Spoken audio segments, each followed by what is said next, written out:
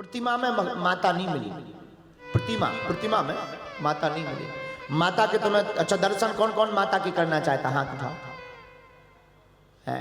बदमाश, देखो दर्शन की जगह कैसे हाथ उठा दिया। अच्छा दर्शन करना चाहते बोलो हाँ जी या ना जी।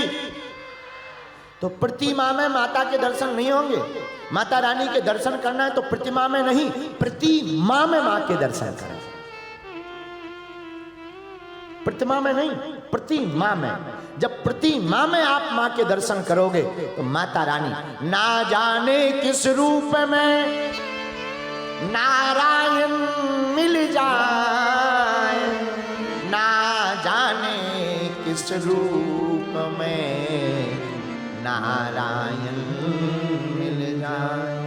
किस रूप में आपको नारायण की प्राप्ति हो जाए कोई ठिकाना नहीं। इसलिए मेरे पागलों, पूरी दुनिया के तुम्हारे जितने नाते हैं, स्वार्थ लागे करहीं सब प्रीति, स्वार्थ लागे करहीं सब प्रीति।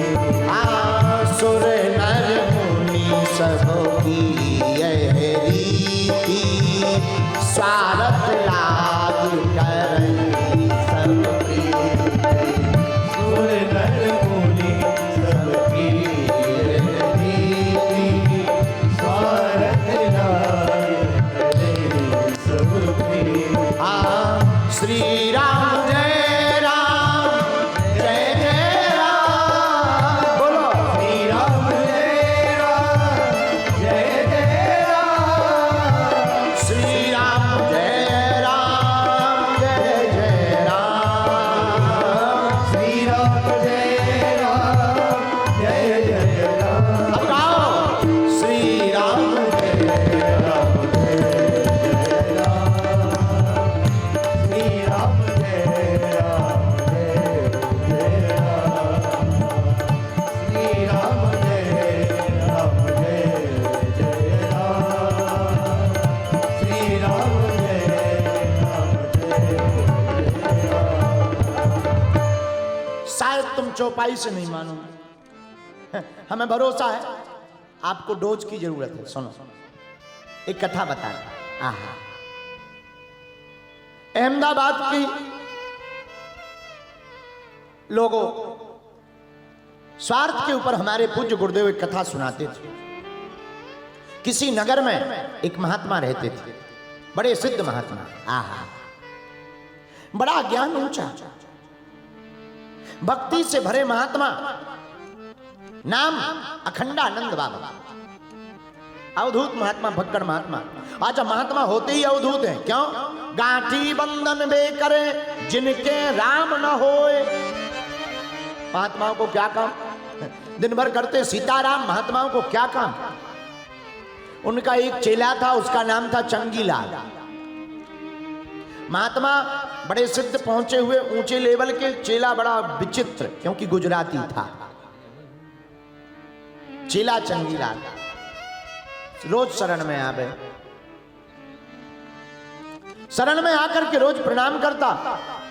एक बार 4 दिन नहीं आया। महाराज जी बोले क्यों चेले 4 दिन बाद क्यों आए, कहाँ गए थे? बोले गुरुजी आपकी कृपा से हमारी शादी पक्की हो गई, नक्की हो गई। महात्मा जी बोले तब तो घर से गए, 4 आना जिंदगी खराब हो गई तुम्हारी। उसने कुछ नहीं बोला। गुरुजी से क्या बोले? 2-4 महीने बाद 1 महीना नहीं आया, सीधा गायब। महात्मा बोले क्या हुआ बेटे, 1 महीने बाद क्यों आए, कहाँ गायब रहे? बोले गुरुजी हमने बताया नहीं था, पहले शादी नक्की हुई थी, अब शादी हो गई। महात्मा बोले अब तो तुम जो है 12 आना जिंदगी से गायब। अच्छा, अरे महाराज ऐसा मत बोलो, आप हमारी पत्नी को जानते नहीं, हमारी धर्म पत्नी एकदम चंद्रमुखी है, चंद्रमुखी, चंद्रमुखी, चंदा जैसा चेहरा। अच्छा जिनकी पहली बार शादी होती, खैर पहली बार तो सबकी होती शादी कुछ लोगों की 2-2 बार होती, वो बात अलग है। तो जिनकी पहली बार शादी होती है जब, और पहली बार धर्म पत्नी का मुख देखते हैं तो उन्हें चंद्रमा ही लगती है, चंदा जैसा, चंद्रमुखी। अकेले में बातें भी करें, चंद्रमुखी और चंद्रमुखी। लेकिन 1.5-2 साल बाद वही फिर भद्रमुखी लगती है। आओ आओ, पहले चंद्रमुखी लगती, पर देखते देखते भद्दा हो जाता, चलो भद्रमुखी लगती, फिर उन्हें पता लग जाता कि फाउंडेशन का कमाल है। लेकिन जहां 4-5 साल गुजरे, छोटे छोटे पैया पप्पू पुआ हो गए, तो जो चंद्रमुखी लगती थी, फिर भद्रमुखी लगती थी, वही पर ज्वालामुखी लगती है। बोलो सीताराम।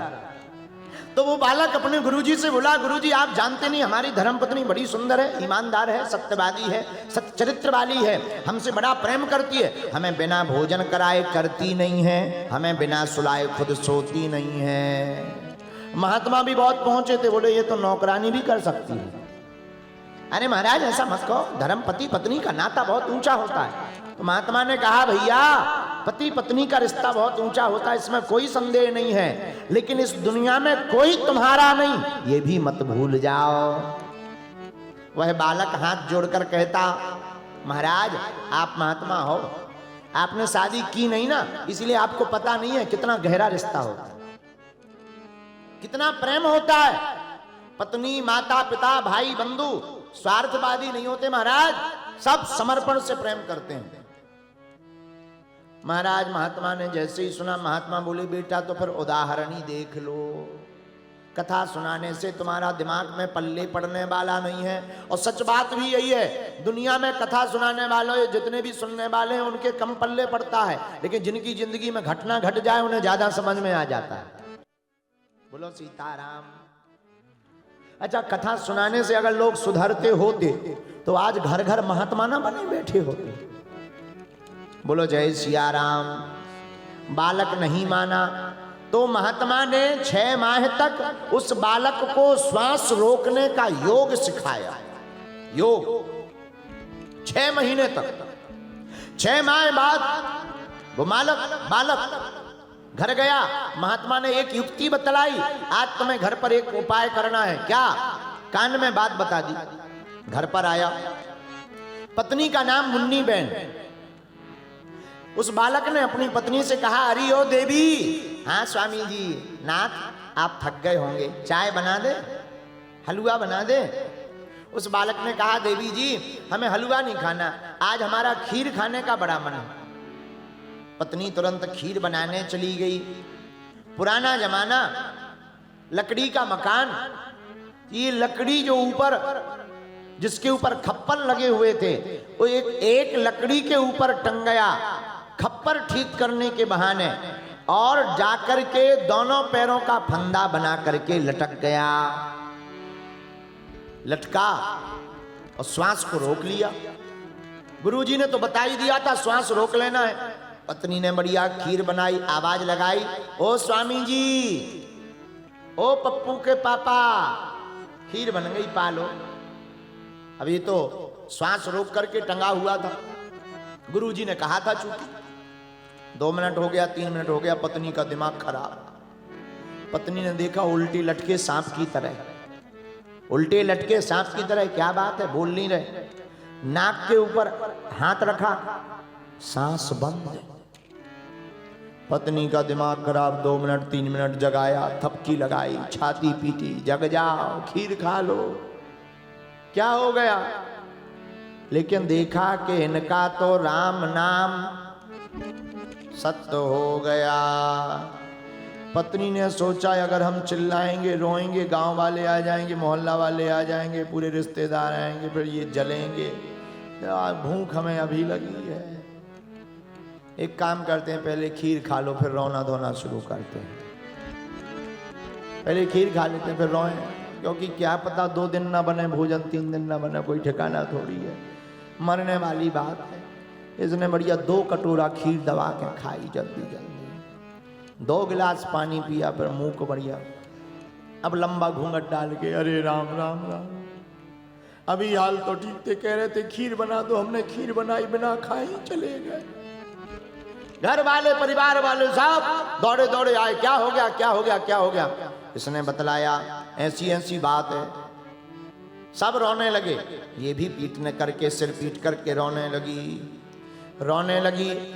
अब नीचे उतारा गया तो जलाने ले जाने लगे। तब तक इसके गुरुजी आ गया। ये तो सांस रोके पड़ा है, सब देख रहा, सुन रहा, सब आपस में बात कर रहे हैं। कोई कह रहा जहर खा लिया, कोई कह रहा हार्ट अटैक फेल हो गया, तरह तरह की बातें कर रहे। इतने में गुरुजी आ गए। गुरुजी आए तो गुरुजी ने कहा भाई क्या बात है।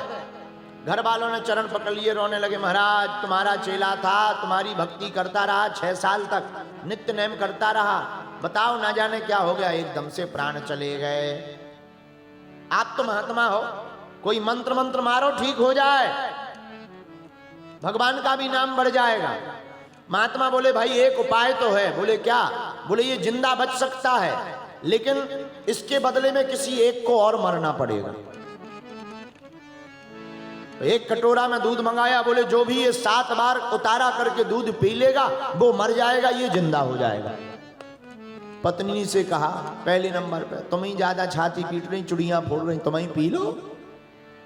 पत्नी बोली हम क्यों पिए, ये मर गए सो क्या हुआ, छोटे छोटे बच्चा है उनको कौन देखेगा अगर हम मर जाएंगे, इनके बिना तो चल जाएगा। बच्चों को तो माँ चाहिए, हमारे बिना नहीं काम चलेगा, इसलिए हमें छोड़ दो, हम नहीं पिएंगे दूध। महात्मा जी बोले ठीक है। महात्मा जी धीरे से वो जो बालक लेटा था उसको धक्का दिया, ले देख ले चंद्रमुखी के हाल। कटोरा लिया, भाई को दिया, तुम पियो, और पियोगे तुम मर जाओगे, बालक जिंदा हो जाएगा। महात्मा बहुत पहुंचे थे, लोग जानते थे उनके बारे में, चमत्कारी महात्मा है, सही में ना मर जाए। दूध लिया, भाई बोला भाई महाराज हमारे भी बच्चे हैं, बाल बच्चे हैं, अभी हमने जिंदगी कितनी देखी, 40 साल की उम्र है हमारी, हमें और जिंदगी देखना है। तुरंत उसकी घरवाली आ गई, है महाराज हमारे ही पति देव मिले थे, दूध पिलाना ही है, उसकी पत्नी को पिलाओ, माता जी को पिलाओ, बुढ़ापा आ गया पिताजी को पिलाओ। बालक के पिता को दूध दिया, पिता बोला भाई अब हमारा कुछ दिन और बचे हैं, काहे को जिंदगी ये खत्म कर ले। तरह तरह की बातें होने लगी, कोई तैयार नहीं हुआ। इतने में गांव के लोग बैठे ही थे और माता जी का दिमाग दौड़ा। बोले महाराज हम लोग तो गृहस्थी लोग हैं, आगे पीछे लोग बाग हैं, आप तो महात्मा हो, तुम्हारे पास कोई नहीं है, तुम्हें क्यों नहीं पी लेते हो? आप ही क्यों नहीं पी लेते हो? आपका ना गृहस्थी है, ना पत्नी है, ना पुत्र है, पी लो माए कल्याण हो जाए। अब लोग भी बड़ी बड़ी बातें बोलते, महाराज आप दूध पी लो, शिष्य के कारण प्राण चले जाएंगे, स्टैचू बनाया जाएगा, मूर्ति लगेगी, मूर्ति घर घर पूजा होगी। महात्मा बोले तुम्हारी ठटरी बरे हैं, तुम्हारी ठटरी बरे। और महात्मा ने दूध पी लिया और बालक को जगाया, बोले जाग जा। बालक जग गया। लोग आश्चर्यचकित हो गए, बोले महाराज तुम तो मरे नहीं, बालक भी जग गया। तब महात्मा ने पूरा खेल बतलाया। बोले भैया ये दूध पीने से कोई मरने वाला नहीं था, ये तो नाटक था। बालक कह रहा था सब हमारे हैं, हमने दुनिया को बताना चाहा कि इस दुनिया में कोई तुम्हारा नहीं है। इस कथा से इस चौपाई की सिद्धि हो गई।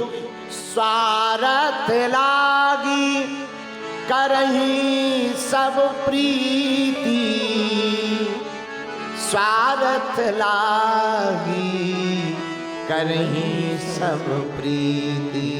भैया इस दुनिया में कोई भी हमारा नहीं है, पर बिना स्वार्थ का कोई है। हाँ, बिना स्वार्थ की हमारी माता रानी है। माँ का कोई स्वार्थ नहीं, माँ का तो केवल एक ही स्वार्थ है, हमारी बेटा और बेटी का कल्याण हो जावे। बोलो सीताराम, जोर से बोलो।